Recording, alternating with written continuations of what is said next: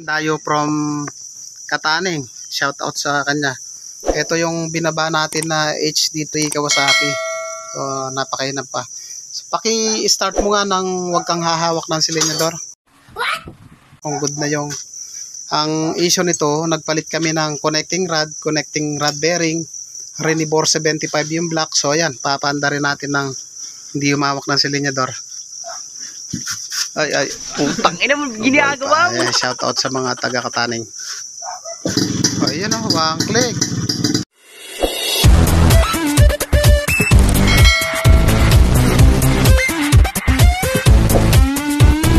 Good morning mga padre. Welcome back to my channel. So ngayong araw, nag-review tayo ng Kawasaki HD3. Ang problema ng motor na to, yung connecting rod. Hindi naman siya alog eh. May tama na yung bearing dun sa may piston pin.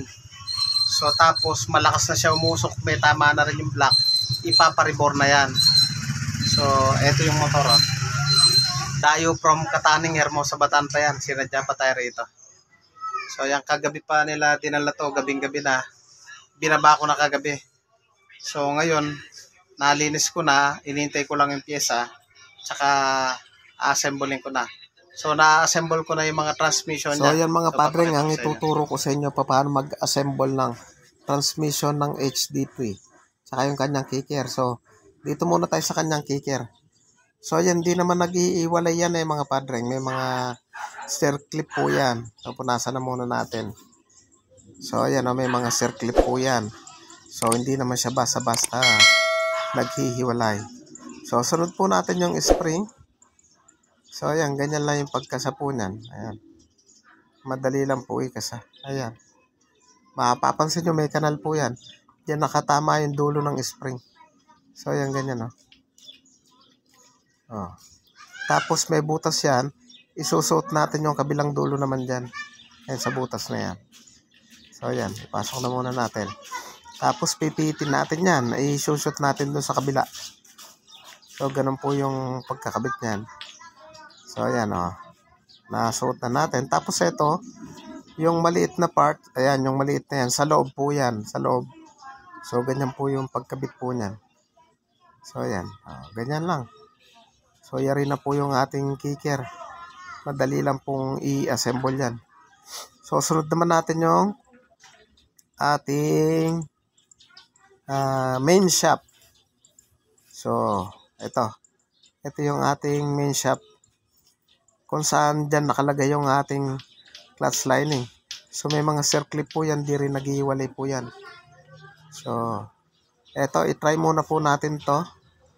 Makikita naman po natin kung lalapat po yan. So, kagaya po niya, ayan. Ay, nalaglag. So, ayan, tingnan nyo po, diba, mali po siya. So, dito sa kabila, so, ibig sabihin, mali po yan. Hindi siya lumalapat. So, dapat maliit din po yung nakalagay. So, ayan, try natin. So, ayan. So, ayan, lapat na lapat po siya. Ayan, ayan, ganda ng play. Balik na rin natin. Diba? Malaki yung play naman po pag binaligtad. Ayan, malaki yung play. So, mali po yan. So, dapat pag inikot natin, maliit yung play. So, tingnan nyo po. Ayan, maliit lang yung kanyang play, So, ganyan po yung position yan. So, sunod naman natin tong isang gear. So, ayan, may butas po na yan. Pumapasok yan sa gear dog. So, ayan, ganun lang siya. Ayan. Madali lang pong assemblein yan. Isunod naman natin yung kanyang, ito yung counter shaft. So, hindi rin po naghihiwalay yan. So, dito nakakabit yung ating sprocket sa dulo. So, ayan. So, ayan meron siyang pinakapaa. So, i-try natin ipasok yan, paa sa paa. So, i-play natin. Ayan, maliit yung play. So, ibig sabihin, tingnan nyo po to, kabila. Ayan, ang laki po ng play, Ibig sabihin, mali po yan. Malaking play. So, kailangan, maliit lang yung play. Tingnan nyo po. Ayan, ang tama. O, sunod natin yung primera. Ayan, ganito po yung pagkasa ng primera. Makikita nyo yung dulo naman yan. Ayan o, may ganyan siya sa dulo. So, yan po yung sa labas. So, ayan, ganyan lang po yung pag-assemble po na. So, okay na po yan. Ano, primera po yan. Primera, segunda, tercera, kwarta. Primera, segunda, tercera, kwarta. So, yung kabila naman, baligtarin natin. So, ayan. Segunda, tercera, kwarta.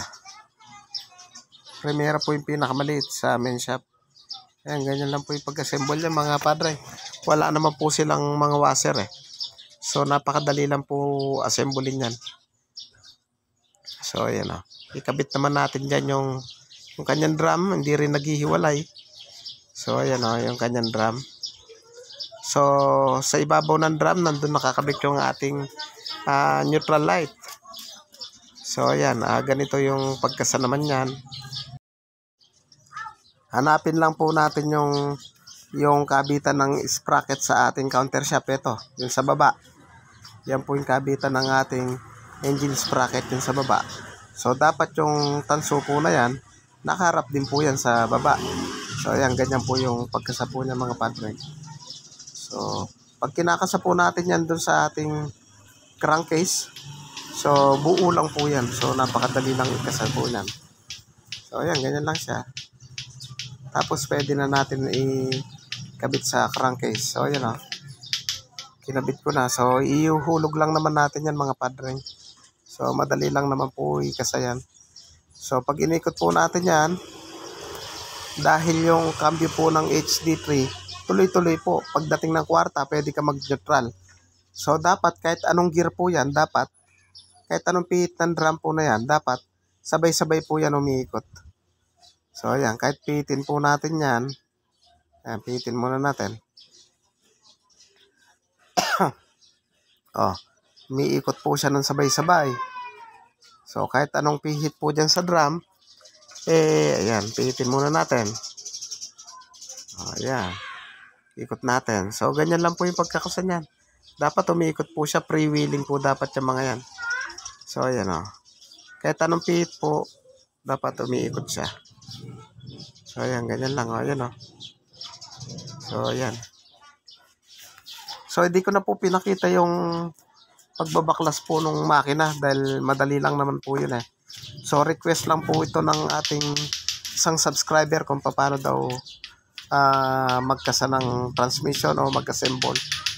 So, kaya ito lang muna po yung pinakita natin na tutorial. So, ayan yung mga, mga pyesa niya na pinagbabaklas natin. So, mamaya, i-assemble na natin yan. Pagdating nung kanyang block na pinaribor, at papaanda rin na po natin yan. Ayan, shout out sa mga taga-Kataning. O, yun o, one click. So, sa mga gusto magpagawa, padre, pasyalan nyo lang po ako dito sa Pulo Hermosa, Bataan. So, ayan yung shop natin. O, pwede nyo po akong message. Text nyo lang po ako para ma-schedule po natin kailan natin gagawin. So, yun lang. Thank you po sa inyo. God bless. Mabuhay po kayo.